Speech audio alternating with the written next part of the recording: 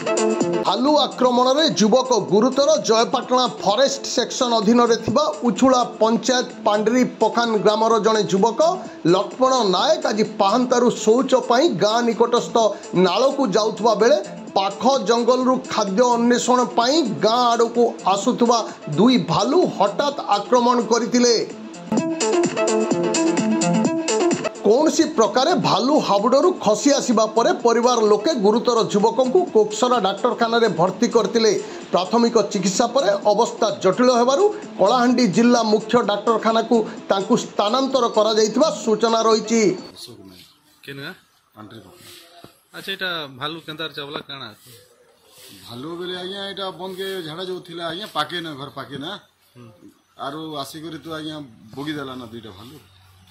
तो केंदार से भालू कबल रु आसले केंता हला भालू बेले सार सेटा से टिके यंग पिला बोली करी छड़छुड़ कर पले आसला तथापि दुईटा मुड़ खाप हे जिचे केते आघात हिचे बहुत आघात हिचे तो केंदार आनलो हॉस्पिटल के